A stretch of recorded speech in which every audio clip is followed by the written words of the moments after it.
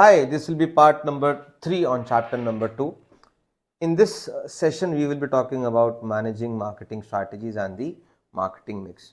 So, have a close look at this figure 2.4, the chapter that talks about managing marketing strategies and the marketing mix.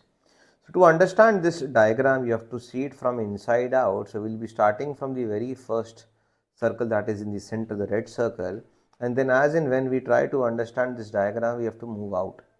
So, this is the plan when you need to understand this particular model.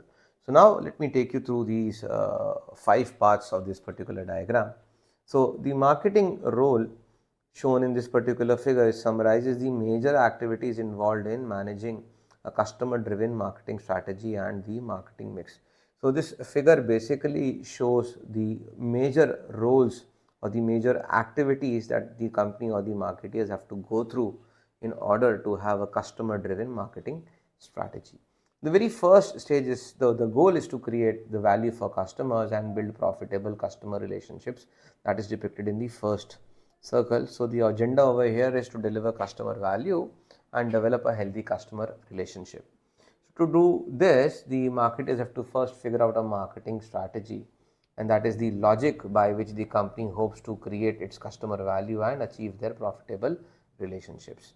So, again, to create customer relationships and have a profitable relationship, the company has to first figure out which customers to cater to. The company has to initially decide which customers it will serve. So, it has to first segment the market and then target the market. Segmenting is basically finding out those sections of the market which are driven by the same kind of needs and which your products and services can satisfy. And of those identified segments, which segments you will be chasing, which segments you will be focusing on. This is basically setting up your target.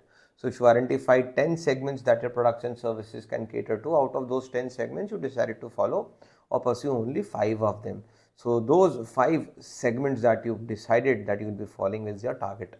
So, you're targeting those 5 segments now. So, to target those specific segments, you have to now first differentiate your offering, that is your services and your products, and eventually you have to position them accordingly. That is the second circle that we're talking about over here.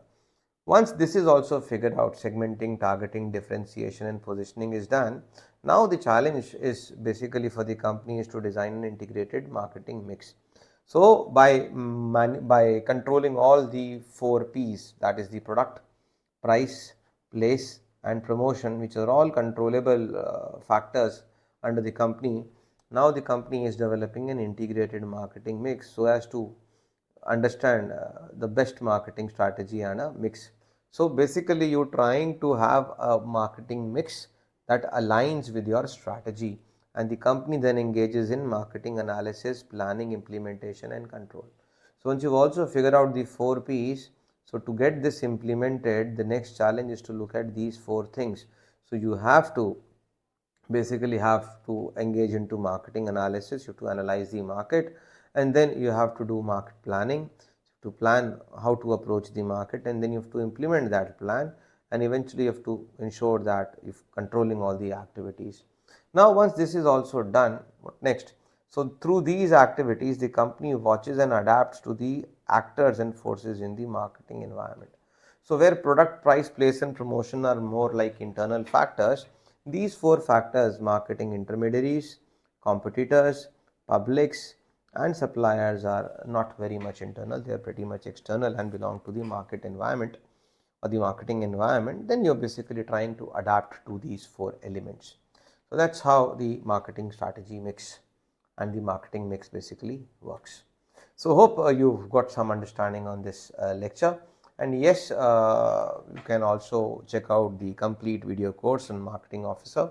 The course is available and you can check the link in the description, and for more details you can give us a call on this number and you can apply a code as well. तो दोस्तों, ये रहेगा हमारा part number 3 chapter number 2 का, और इस part में हम बात करेंगे मैनेजिंग मार्केटिंग स्ट्रैटेजीज और मार्केटिंग मिक्स की। तो पहले इस डायग्राम को, इस फिगर को बहुत ध्यान से देखें। फिगर 2.4 बात करता है मैनेजिंग मार्केटिंग स्ट्रैटेजीज और मार्केटिंग मिक्स, यानी कि किस तरीके से कंपनीज मार्केटिंग स्ट्रैटेजीज को मैनेज करती हैं और साथ ही साथ मार्केटिंग मिक्स को भी मैनेज करती हैं। सबसे अच्छे तरीके से समझने के लिए डायग्राम बहुत काम का है। अगर इस डायग्राम, इस फिगर को आप देखें और समझने की कोशिश करें तो इसको आपको अंदर से बाहर की तरफ देखना पड़ेगा। तो सबसे पहले अंदर वाले सर्कल को, और धीरे धीरे जैसे जैसे हम इस मॉडल को समझेंगे या इस फिगर को समझेंगे वैसे वैसे हमें बाहर की तरफ जाना है। तो 5 लेयर्स में हम इस पूरे के पूरे फिगर को समझने वाले हैं।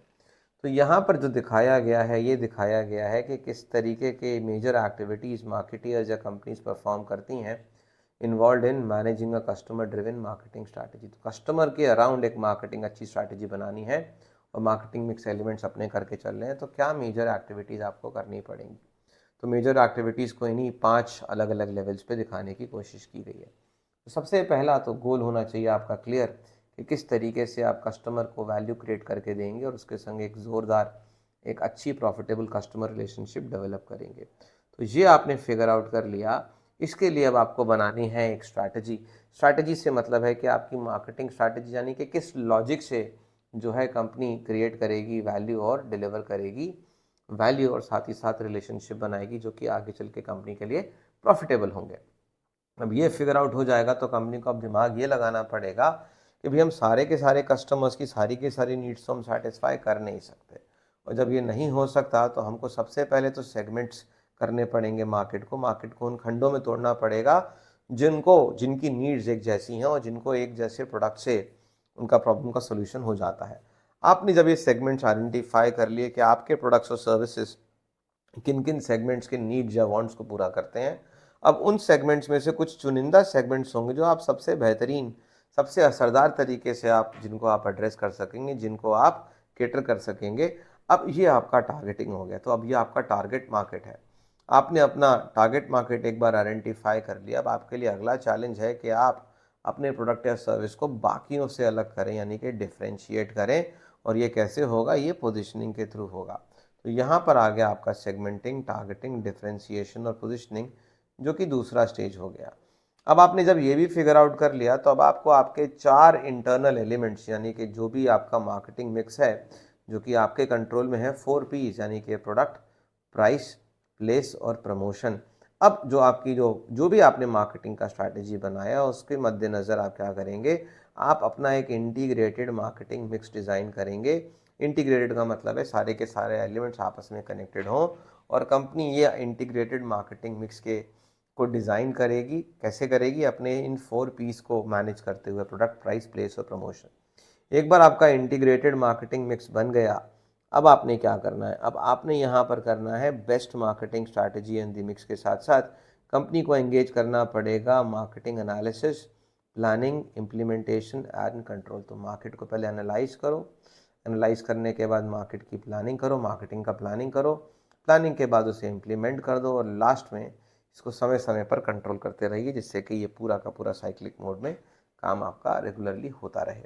जब आपने ये भी कर लिया तो अब लास्ट काम ये है कि अब आपने इंटरनल एलिमेंट्स को तो देख ही लिया, 4 P's को। हम बेसिकली इंटरनल एलिमेंट्स को क्यों अलाइन कर रहे हैं? ताकि हम ये इन एक्सटर्नल एलिमेंट्स के संग तालमेल बिठा सकें।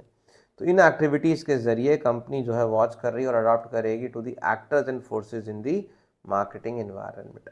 तो मार्केटिंग एनवायरनमेंट में 4 मेजर फोर्सेज हैं, जैसे कि मार्केटिंग इंटरमीडियरीज, आपके चैनल पार्टनर्स, कॉम्पिटिटर्स, पब्लिक्स, लोग, और सप्लायर्स यानी कि आपके वेंडर्स। तो ये डायग्राम बहुत ही इंपॉर्टेंट है क्योंकि यहाँ से काफ़ी सारा कंसेप्ट हमारा क्लियर होता है और हम बहुत ही अच्छे तरीके से पूरे के पूरे मेजर एक्टिविटीज़ को समझ सकते हैं। एक तरीके से कहा जाए तो ये पूरे के पूरे मार्केटिंग का जिस्ट भी कहा जा सकता है। आशा करता हूँ आपको ये लेक्चर समझ में आया होगा, और अगर ऐसा है तो अगर आप डिटेल में भी पढ़ना चाहते हैं तो हिंदी एक्सप्लेनेशन के संग बाइलिंगुअल कोर्स हमने लॉन्च कर दिया है। डिटेल्स आपको नीचे डिस्क्रिप्शन में मिल जाएंगे। ज़्यादा जानकारी के लिए आप हमको इस नंबर पे कॉल भी कर सकते हैं। चलिए, बाय बाय, थैंक यू।